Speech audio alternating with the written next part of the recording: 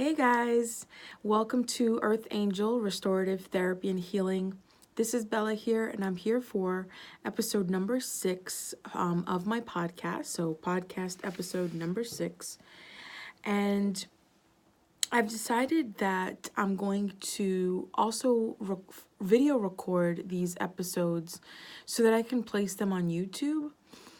So for those listening on my website, if it sounds a little bit odd or off, if I say see this or that, it's because I'm also video recording. If you'd like to view the video, you can check out my YouTube page. I believe it's Earth Angel RTH, just like my website. So I'm going to be recording both the podcast and the video at the same time. And I'm trying to reach more people and bigger audience. And I'm actually looking for anybody interested in possibly doing these podcasts with me. Right now I'm alone, and that's totally fabulous. But if somebody else would like to join, that'd be even more fabulous. Basically, what I intend to do with the podcast is talk about these books, probably labeled self-help books or things of that nature, things that can help you in your ascension journey, your spiritual journey, your ascension or enlightenment journey. And if anybody would like to join, read these books and let's dissect them together. Like, I love doing that. So if you're interested and you're watching, leave a comment below, either on my website or on my YouTube page, and let me know. So for those that don't know, every book that I read, I intend to do other things besides just the books, but like, I love reading books and I love sharing knowledge and spreading the knowledge. So that's kind of my main focus with the podcast right now. With each summary, with each podcast that I do, with each book that I read, I'm going to have available executive summaries, which you guys can see here. So this is more so for, well, the podcast is too. It's for those people that maybe don't have time to read a whole book, don't have time to read, or maybe don't have the funds to purchase these good books. Because some of them are expensive, like $20. Like, what? That's a lot for a book. Anyway, so if you don't have the resources or possibly the time, that's why I put the podcasts together. But if you want to walk away with something, this is why I did these executive summaries. So if you're interested, you can either leave a comment below on the YouTube page, or if you want to contact me on my website, on the Contact Me tab, so that you can leave me your email address, tell me you're interested, and I can email you this executive summary for all of the books that I'll do. And as you can see, for those that are watching on YouTube, it's about 3 or 4 pages versus 200, 300 pages. And it's something that you can definitely keep with you so that you can, if you need any reminders or anything, you can still have that. I did want to talk about my half-off Reiki sessions that I'm offering at this point. If you are interested, use the promo code half-off Reiki, altogether no spaces, upon checkout, so you can take advantage of 50% off Reiki. And for those interested in a free QHHT session, this is just because I need my practice, and I cannot charge anybody for doing these sessions. If you're interested in a QHHT session, let me know. Leave a comment, contact me on my contact page. And if you're in, this is for anybody that's in the Rhode Island area or nearby Massachusetts or Connecticut, I would drive to you. And I don't mind driving too far, a reasonable distance, I would say. So if you'd like to take advantage, again, let me know. Contact me either in the comment section or on my contact page on my website. All right, so let's get into the book. Okay, so I'm in my bougie cup. For those that are watching, I just took a sip of my coffee, and you can't really see my cup. Can you see the cup? Starbucks cup. Okay, I'm kind of bougie. Okay, it's a Starbucks coffee in a Starbucks mug. It has to be that way. Okay. So the book that I've read and I want to share with you guys today is called, drumroll please, it's called Between Death and Life, and it was written by Dolores Cannon. I've known about Dolores Cannon for a while. Unfortunately, she did pass. I believe it was in 2014, so I didn't hear of her while she was alive, which I'm pretty bummed out about. But I feel that her legacy is going to continue on for many, many years. She's actually the one that created her own form of hypnotherapy, past life regression, which is known today as QHHT for short, or the long version is quantum healing hypnosis technique. Dolores Cannon, she started out her roots in hypnosis with her husband, actually, who was, they traveled a lot because he was in the army or military. I don't know what branch or whatever, but he traveled a lot, and they did simple hypnosis sessions for people that, I mean, in those days, there weren't anything complicated that, there weren't any past life regressionists or hypnotherapy like that. So they were doing simple stuff like hypnotherapy for weight loss or to stop bad habits such as smoking, things of that nature. And so they were doing simple things, like that. And then all of a sudden, by chance, there was one client that they were seeing, and she believed, or I think that all of them believed, that the root of her problem came from her childhood. There was some kind of childhood trauma there, and they were trying to take her back to her childhood, but they took her so far back that she entered into another past life.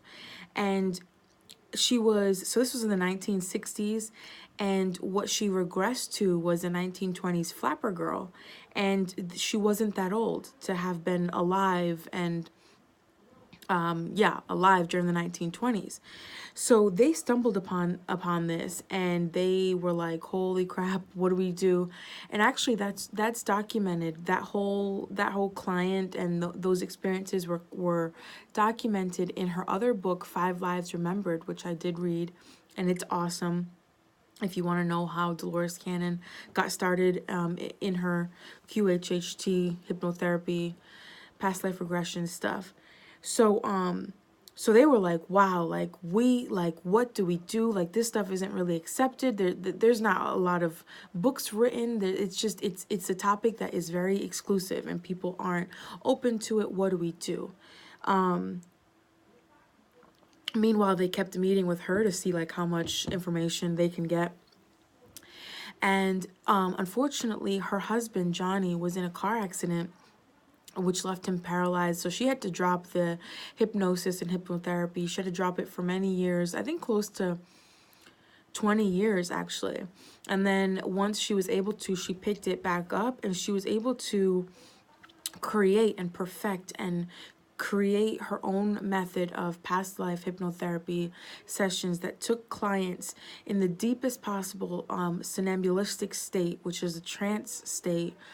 It was the deepest possible level, the quickest, most efficient way to get you there without all the extra crazy stuff that we don't need. And it allowed clients for the first time to talk to their higher selves. Like, this woman was a pioneer, a legend. I've heard about her for a long time, and I just started like reading her books. Unfortunately, like, why didn't I pick up a book before? And like, but and also I just took her exam for QHHT level 1. There's 3 levels, and so I've been obsessed with Dolores Cannon. But to hear how this woman pioneered this QHHT method and how it has affected so many people in wonderful ways, that it provides such a healing experience, because you're brought through past lives that are able to explain, well, why am I fearing this, or why is this so resonant? Why do I feel this way towards this person or this idea, or what were my fears or traumas? It also lets you speak to your higher self so that it can clarify, well, yeah, you've had karma with this person. This is why you have this disease. This is why you've done this or that. This is why this happened. Very, very healing work. And so once she was able to perfect her method and do many years of that and teaching that, she also began writing a lot of books on things that she considers to be lost knowledge. Things like Atlantis, things that Nostradamus had written about. So overall, she's written over 19 books. And is based on the insights and the knowledge and information that she had collected throughout her 45 years as a hypnotherapist. So if y'all don't know who Dolores Cannon is, I definitely didn't give her justice with my little bio, but if y'all have a moment, check her out, because her legacy is amazing. And it will be around, I know, for a long time, because there are still many people interested in QHHT, especially with the new changes with the world, the new earth and everything like that. So if you're interested, DoloresCannon.com, you can get more information there. And yeah, I think that it also has her books there as well. So if you're interested in looking at and seeing what books that she might have, she's also written a lot about UFOs and alien encounters and stuff like that. Like, this woman is fascinating, and I can take up this whole podcast just talking about her. So let's move on. I don't want it to be too long because there's so much to talk about.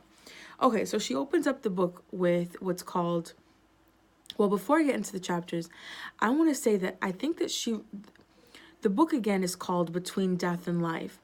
And I think that she wrote this book. I think that the main motive for writing this book is to kind of calm people down, and to kind of let them know what they can expect throughout or during the death experience, or maybe even after the death experience. Because I mean, I remember myself, and I don't know if there's anybody else that this might resonate with, but I remember I was like a teenager, and I would have these panic attacks. And I'm not really an anxious person. I kind of worry about like anxiety and stuff like that. It doesn't really happen to me. And I would wake up from these, it would seem like naps, and these daydreaming type things, where I would just think about what's going to happen to me when I die, what happens to the earth. Like, I'm only going to live once, and the world is going to continue on for millions of years, and then what's going to happen? I only have one time to get it right, and oh my gosh, and this and that, and like the death experience, I was petrified. I could not handle it. So, for a long while, I was afraid about death. And I think that I tried to receive like some consolation from like my mom, which she didn't really, if anybody knows my mom, like, she did not really help, but I swallowed it. What else could I do? So I think that was the basis for the book. And it has provided such a profound amount of relief that I have received from reading the book, because I kind of know what to not really expect, because everybody's different, but in the same way, we're all going to experience the same thing eventually, if that makes sense. Okay, so let's get into the book. I've rambled long enough. So, me and my bougie Starbucks cup. Okay. Okay, so we open up with the death experience. So right off the bat, she starts the book with the death experience. And she acknowledges that many people that she's come across in her sessions are afraid of the death experience. Ding, ding, ding. I mean, like, who isn't? Because we're scared of the unknown. We don't know what to expect. And she goes on to say, and I want to also just interject here, the way that she writes her books is, you can see it's kind of like a conversation between the client in trance and herself, so that it gives me more reason to believe versus her just writing everything out. But you'll see, like, her client and her client's higher self is saying this, and then you'll see the questions that she asks. So it's very, you can understand it without a doubt. You can grasp it, and for me, it takes away any sort of sense of doubt. Anyway, okay. So most people are afraid of the death experience, but she goes on to say that many people, we do this so often and so many times in our lives that it's as natural as, it's a natural process, and it's as natural as breathing, and that we shouldn't be afraid of it, because birth and death are evolutional cycles that we go through many times. I think that it was in this book that in some part of it, she said that the average soul incarnates on earth over 100 times. So that makes you aware of the fact that you don't have to be afraid. Like, you continue, although as a human you don't, when we are born, we're born with this veil that we lose all this knowledge, but your soul goes on, you go on. And so it's just part of evolutionary cycles. And it's a natural part of our soul's growth, because that's the end game, is for our soul to grow. Death simply means that a soul goes to a different stage of its life. It's not in a physical body. It's not on earth anymore. It goes to a different realm. And for those that are more spiritual and are mediums or psychic like that, you'll understand. Like, we go to a different realm, a higher realm. Many people that she has not interviewed, but in her sessions, as a client goes through the death experience. If anybody hasn't gone through a QHHT session, please invest in yourself, get yourself the healing that you need. But it's very vivid, and you are reliving these things in a trance state, and it feels very real. So she'll ask the clients, well, how does it feel? How do you feel now that you've gone through death, and now that you're looking back at your body? A lot of people have stated that they feel exhilarated, pain-free, light-free, as they're traveling up to the light. And once a person crosses over, their guides or any spirit that is part of their spiritual connection, or any loved one that has passed, like if my grandfather or whatever has passed, he'll also come and meet me. And what begins then is a review of this life that just passed, and the lessons that you were supposed to learn. Also, once we rid ourselves of our physical bodies, then the soul gains back all of the wisdom that it lost. So the veil now is completely, there is no veil. So you gain all of that wisdom that you lost when you incarnate here on earth. And then the soul once again becomes integrated with universal consciousness. I think that's beautiful. I mean, I think that's for you to be able to be up there and to have all of that knowledge. I mean, humans, I feel like we want knowledge, we want it now, we want to know everything. And so for us to be able to, like, when we shed our bodies, to be able to go and like see all of our lives, or like just know all the information that we've learned through all these incarnations, I think that's really cool. So usually a handful of souls that a person had close karmic connections to in former lifetimes are sent to help them almost immediately. So if there are no loved ones, and in addition to your guides, any person that you've had close karmic connection to will also be sent once you cross over. They will guide a person, so they'll guide you and your soul, your newly crossed over soul. They'll guide you to a place of healing, so that, because a lot of times people will become confused and don't really know what's happened. So they'll send these loved ones to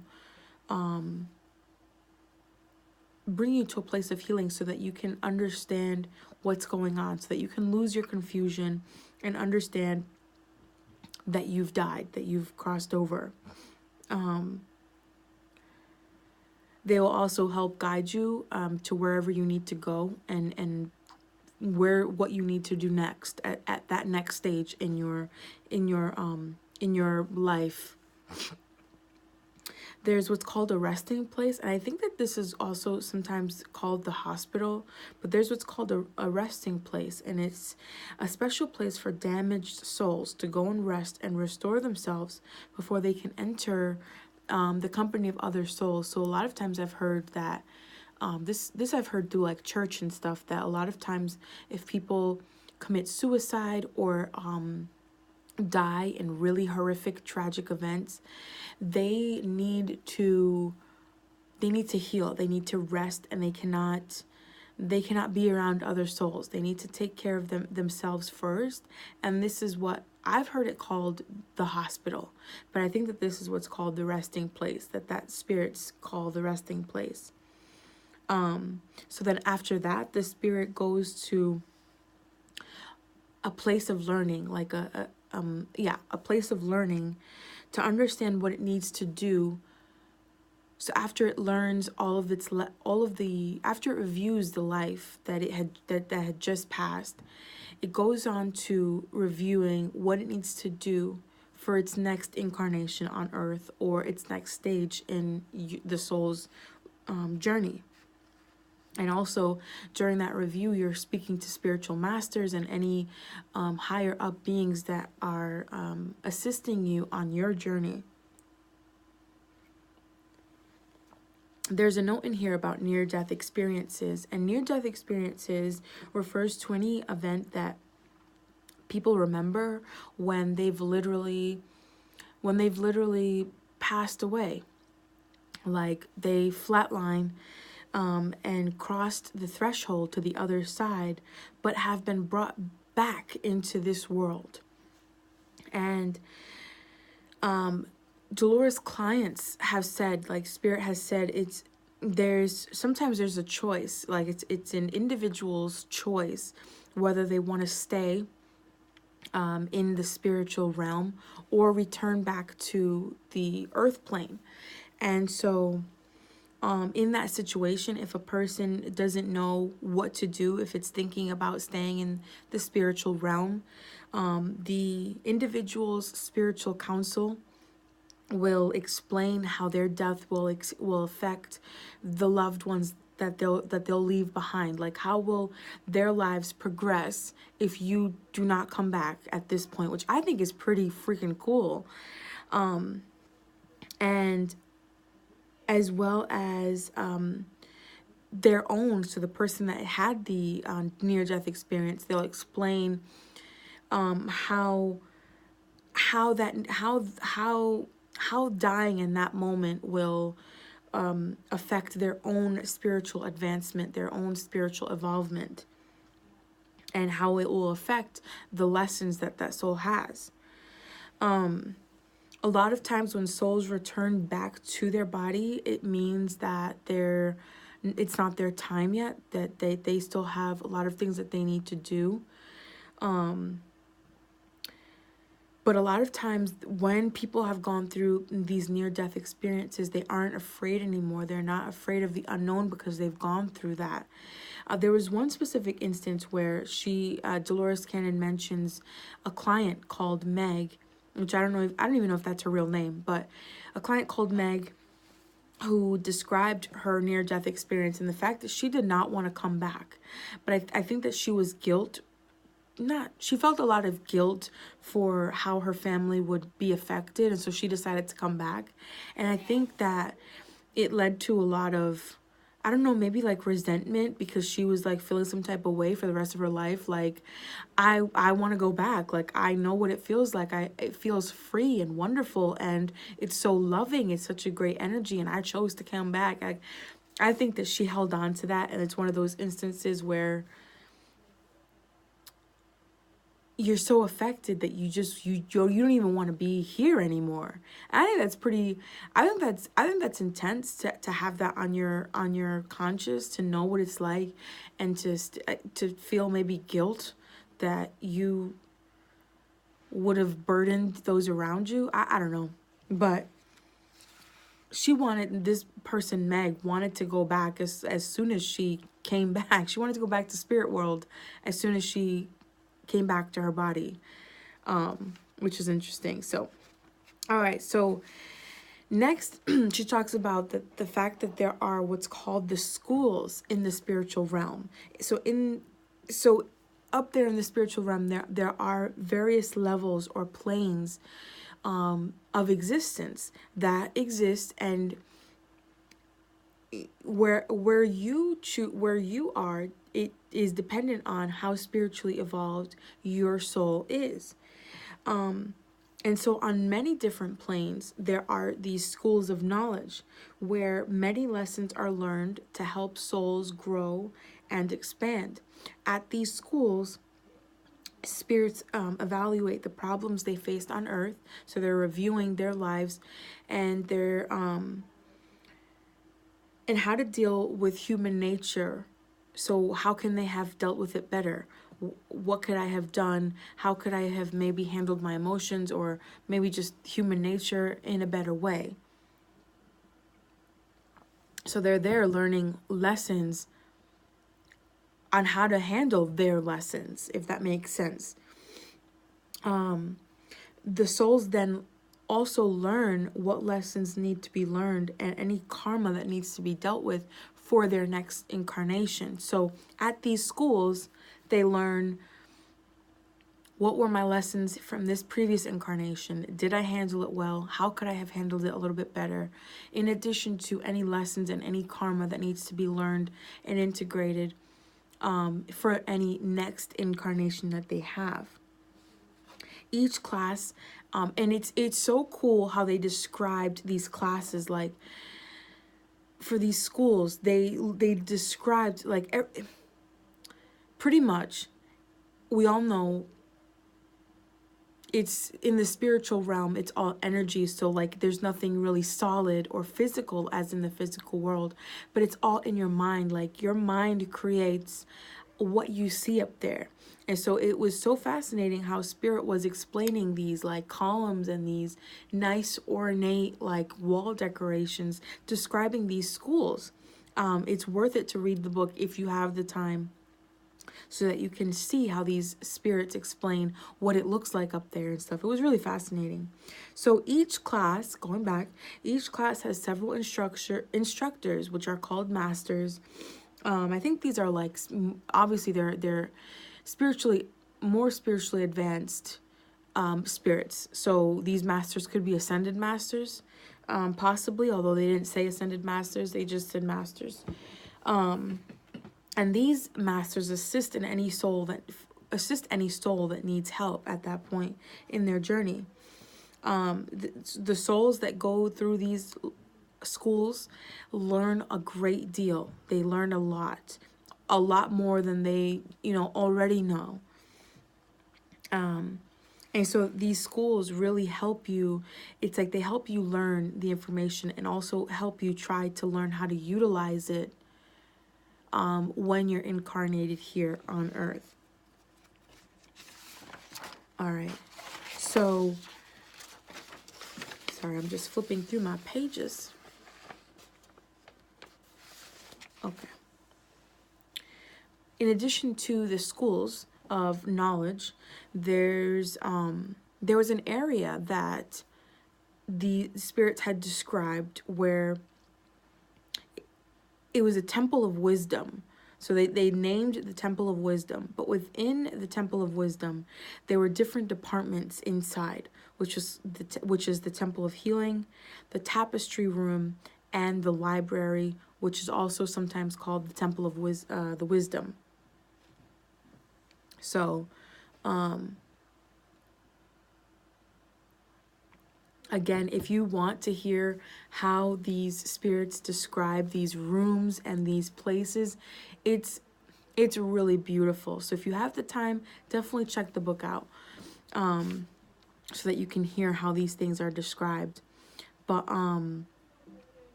all right, so the Temple of Healing is a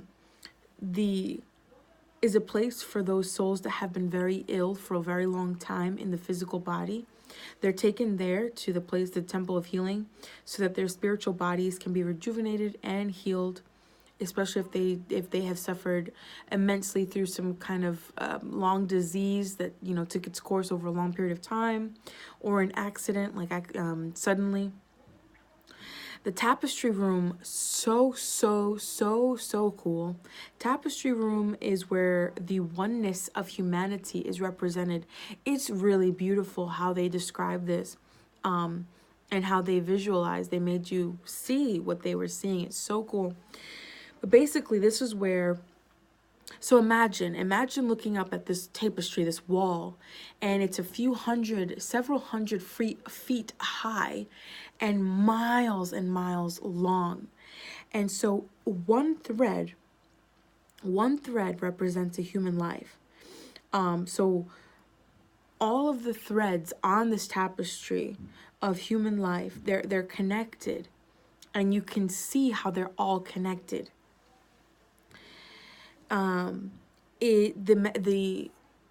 The material is kind of like a metal material, as they describe it, a metal material. I don't know what I'm trying to say right now. A metal material. And sometimes they're sparkly and shiny, sometimes they're not, and that has its own significant meaning, but we're not going to go there right now.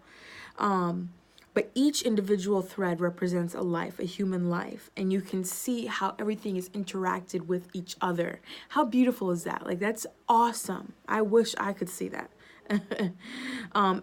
There are guards. I remember reading that in the book. There are guards that guard this room. So they're not gonna freely let you enter. If you're gonna, and they know your intention more than you do. So there's guards there protecting that so that nothing happens to it. And then students can go there when the spiritual realm, they can go there and they can go back there and review any past lives. So it also helps them in learning where they went wrong, how they affected people around them, and it helps them evolve eventually. It's all for the purpose of evolvement. So and then the Temple of Wisdom, it resembles a library, a big library with books, scrolls, manuscripts on every subject imaginable. And when you go there, only that which you need to learn about is presented to you. So obviously you're also there to learn and to evolve. So then Dolores goes on to talk about the different planes of existence. And she talks about there are 10 different levels. And I'm going to go through this really quickly. So 10 being the highest, and that's where God is in his perfect state. And it basically talks about the soul's goal is to get to level 10, to that level of perfection, perfect existence with God. And on the lower levels, like the level 1, let me see. First level contains elementals or spirits of pure emotions. They don't have any kind of personality. They're just emotional, spirits of emotion. The second level are the protectors of plants and animals, of the forest, sea, air, land, everything. If they do manifest themselves, these spirits that are protectors of the animals and plants, these are what people would see as gnomes or fairies or like tree spirits or something like that, like, you know, things of that nature. That's what they would look like if they were present in your face, although they don't really exist in that form for forever. They're more non-physical, but if they need to appear, then that's how they appear, as like a fairy or gnome and stuff like that. Humans exist on the 3rd, 4th, and 5th levels, and sometimes in between the 6th. And the 6th level is what starts the spiritual realms.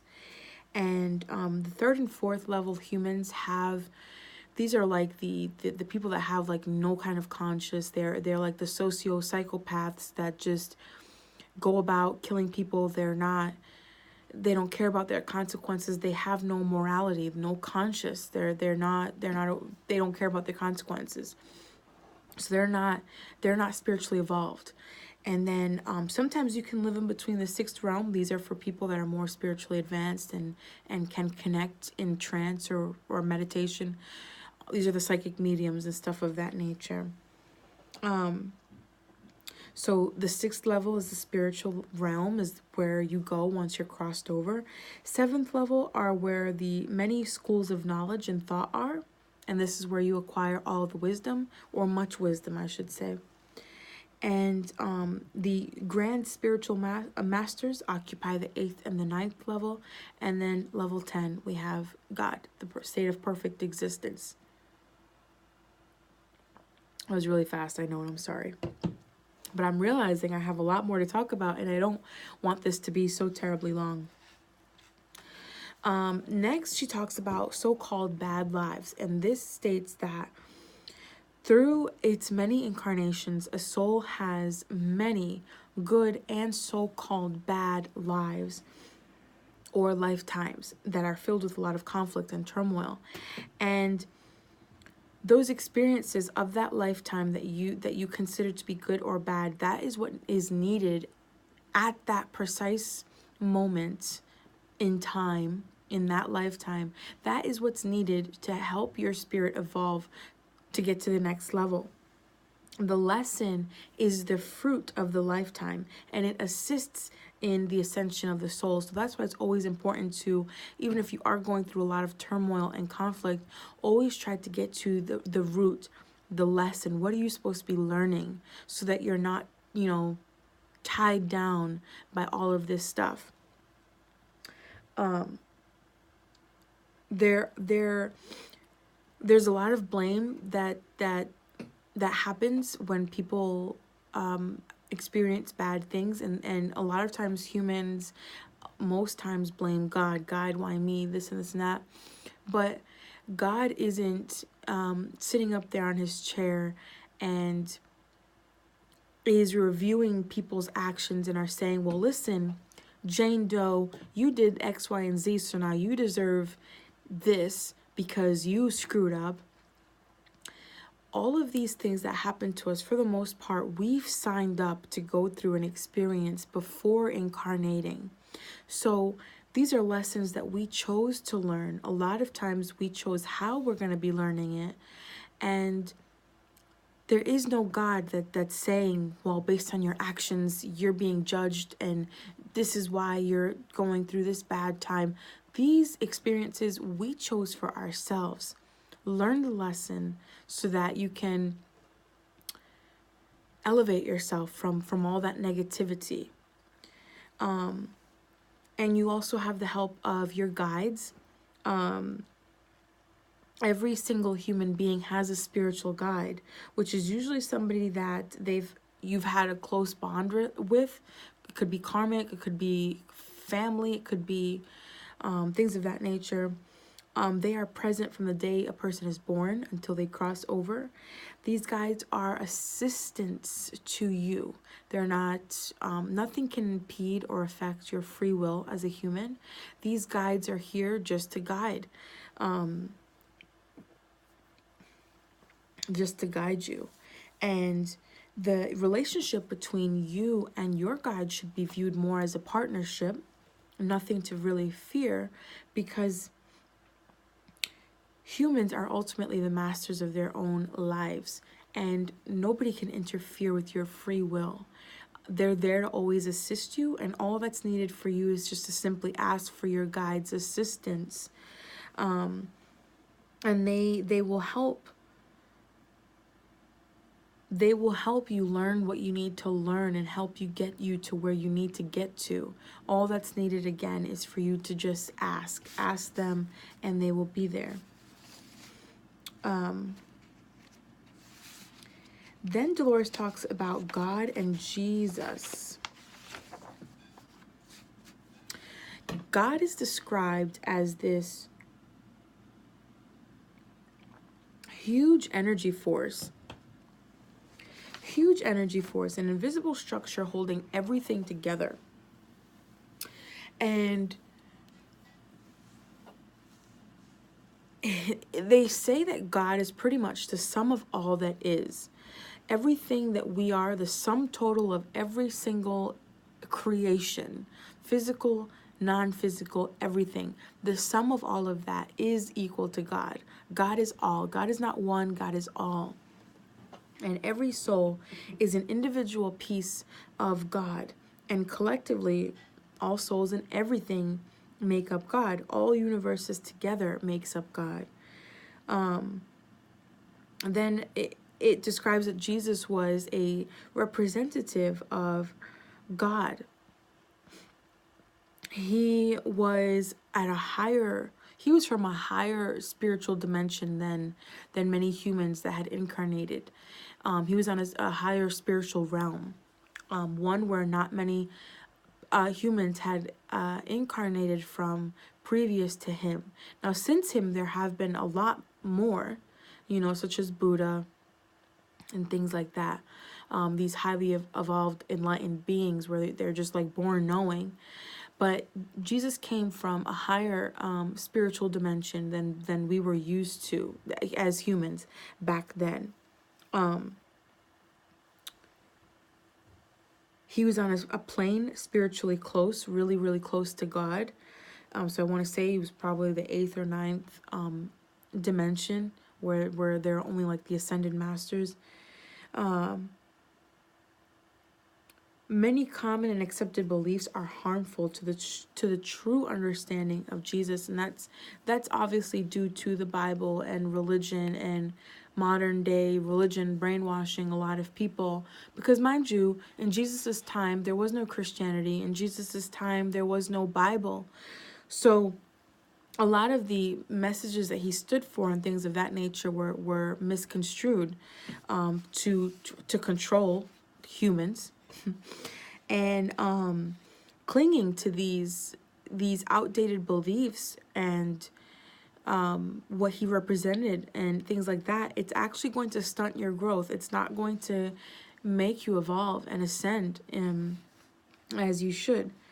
And it's interesting because the spirits said in this book that God didn't punish him or anything like that. He chose how he was going to die. Maybe not specifically that day, that person, but he knew that he had signed up to die at the mercy of man. And he chose that before incarnating, so that was something that he was aware of. And the whole purpose of his death was not so that people can be aware, well, he died for my sins. No, his death was supposed to symbolize or highlight, it was supposed to reveal man's injustice to man. Not, oh my gosh, my own injustices to God or what have you. It was supposed to reveal man's injustice to man. Like, I hope that sinks in, because I was like, oh, what? Because I grew up Catholic and I tried being Christian for like a day and it just didn't work out because it didn't resonate with me. So that's what he was really here to show everybody. And just know that there were many other representatives of God that came from higher dimensions besides Jesus, that a lot of people don't accept. or believe in, especially if you're like Catholic or Christian, things of that nature. Okay, so next we have Satan and demons and stuff like that. Interesting stuff. But basically, off the bat, they talk about Satan and hell being created to instill fear in the human mind, to be able to control you right off the bat. It came from the human inability to take responsibility of their free will and of their desires and their thoughts and their actions.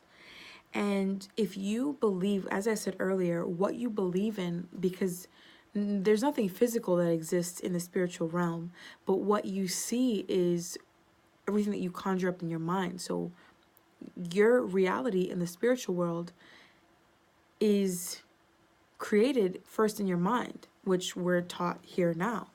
So if you believe that you're going to die and you're going to go to hell, well, that's what you're going to experience once you cross over. However, if you don't believe in a hell or that you'll experience hell, then you won't. And you're going to remain there until you realize, oh shit, like I can control this. There's no such thing as this. Let me go up to the light. Let me go up and be free, and let me not experience this hell. What most people would call Satan, these things that make you do bad things, are actually elementals. As I said earlier, they were spirits that were pure emotions, they don't have personality. They're just spirits with pure personality. And they are lower vibrate. They're like level 1, and God is at level 10. So they're not evolved at all. And so they are misguided or misdirected. And so for somebody, if you have allowed your karma to become so imbalanced, or your energy field to become so imbalanced, that imbalance creates a vacuum in part of your energetic bodies, where other entities, other energies, such as these elementals, can enter and fill that little void. The elementals are drawn to the vacuum and to the person's imbalance because of the interaction that it has with your own body. And basically, the cure is really simple if that happens to you. This is what a lot of people would call a possession. But how you can overcome this and have them leave your body is by meditating and getting back into harmonious balance. That way they have no choice, because then their energies aren't going to interact the same as yours. You would fill up your own holes as you create that balance. And if that isn't enough, you can also say, I bid you to leave in the name of Christ, and say it with authority and with confidence. And that has more power than people would know. They definitely stress that in the book.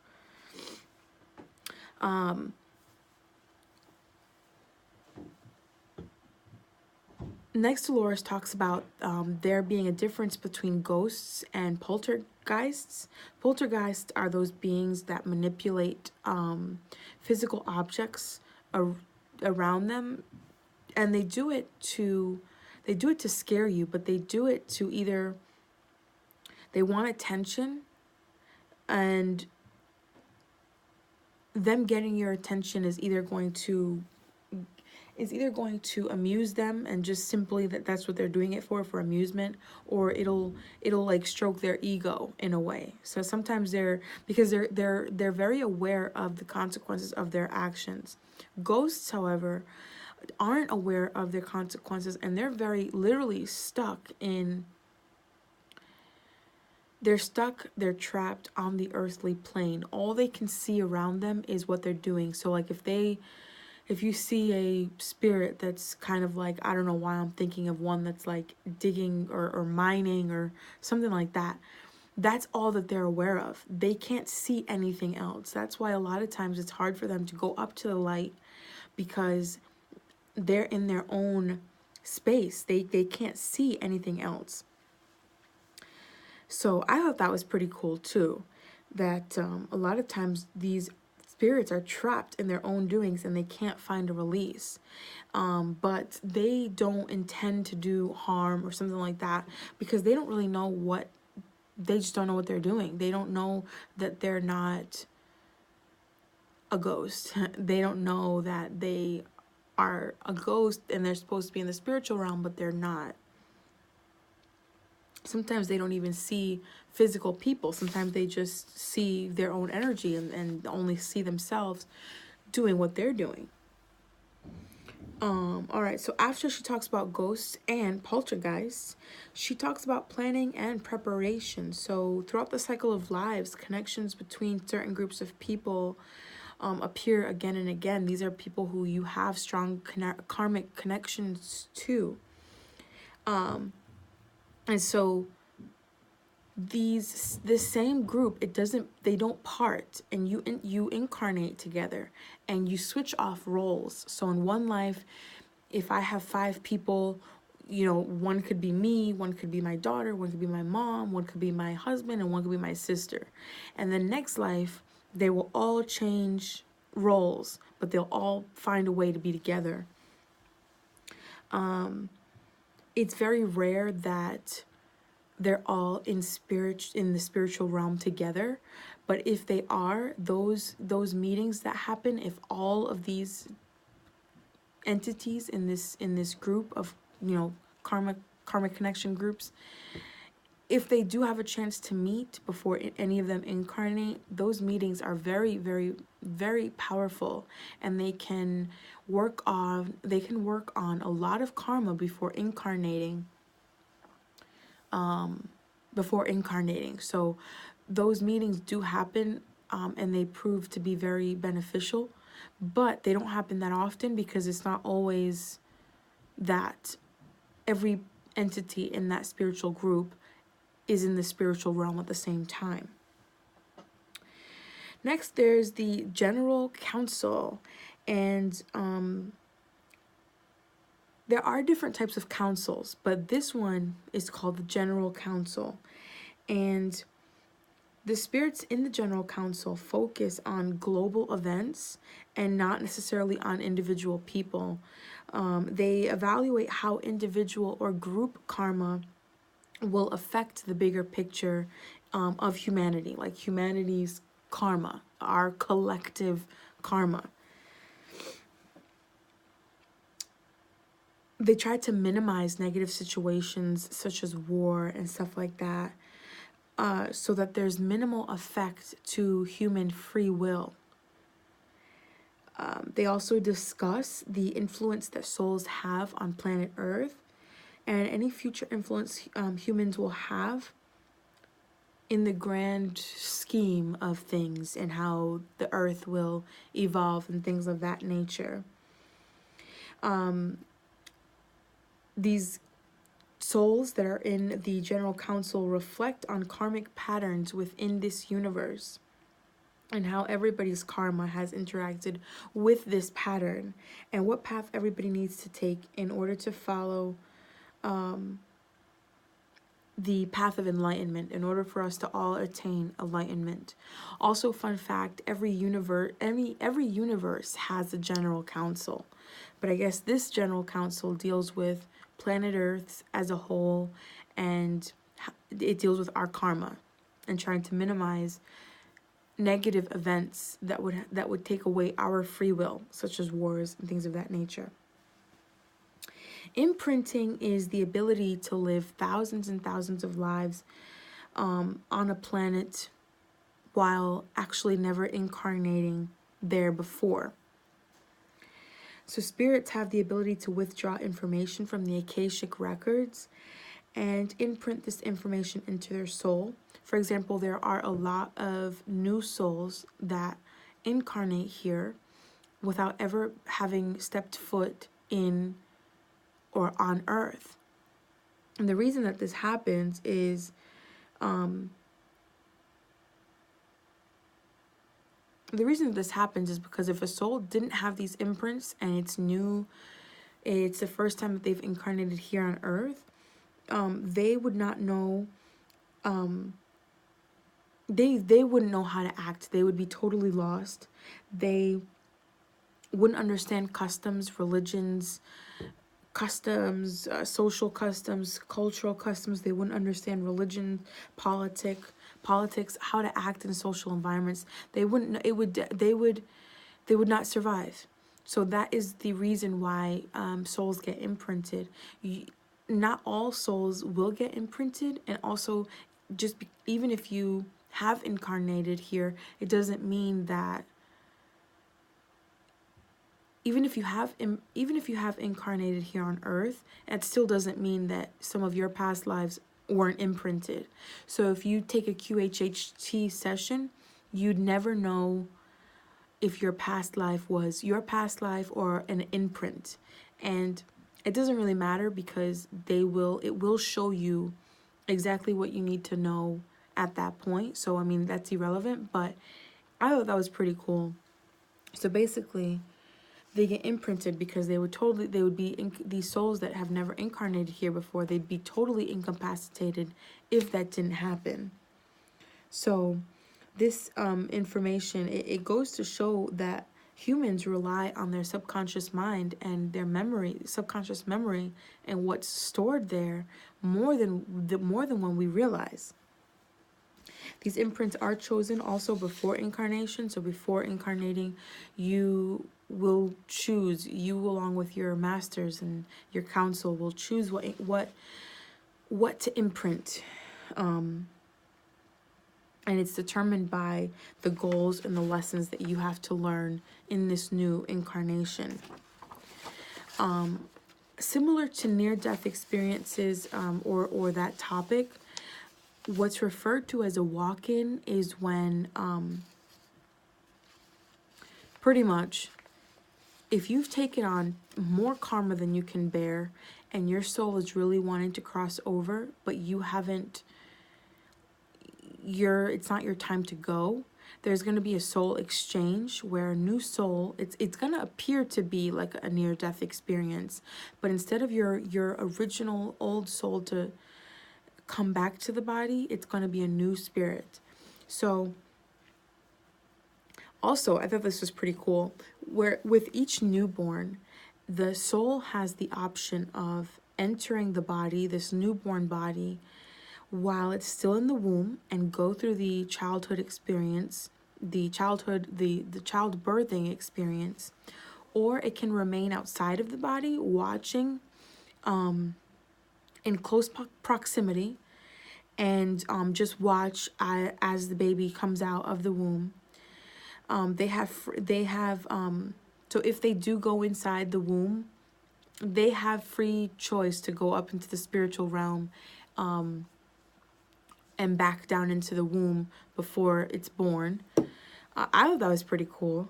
And the main requirement, though, is that the souls have to be in the body at the baby's first breath. If they don't do that, then sometimes that can result in stillbirth. And sometimes that's why you see that, because they weren't there by the first breath. So again, as I was saying, a lot of times the karma that people signed up to handle in a certain incarnation is too much, and they feel that they can't complete their goals, their mission. So when they find that it's too much to bear, they ask to go home. And that's when they experience this near-death experience. And so that soul that said that it has too much to bear, it'll go up to the spiritual realm, but then another soul will come into the body in place of that old soul. And so the body's left operating so that another soul can enter. These souls that enter the body in that near-death experience, they don't go through the trauma of childhood or birth. So because of that, their veil is still nice and thin. So a lot of times when people experience near-death experience, and there's a new soul that enters the body and their old soul goes back up to heaven, they experience spiritual gifts and a stronger connection to the spiritual plane because of that, because they weren't traumatized in childhood, and these gifts and this connection to spirit weren't suppressed. So that was also interesting to note.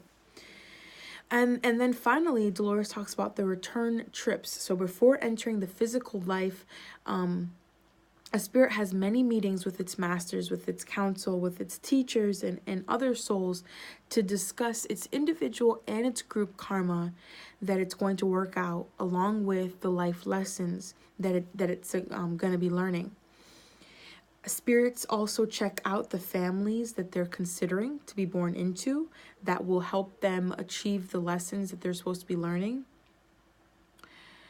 Once born, a soul can go back. So once you're born and you're there in the body before the first breath and everything is fine and the child grows up to be nice and healthy, the soul can go back up to the spiritual plane, back and forth while the child is very young, usually when they're still asleep.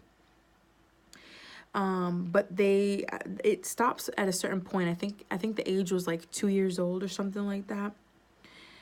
Then it goes on to say that the ultimate goal, though, of being on the physical plane is for people, for you and I, to just truly know ourselves.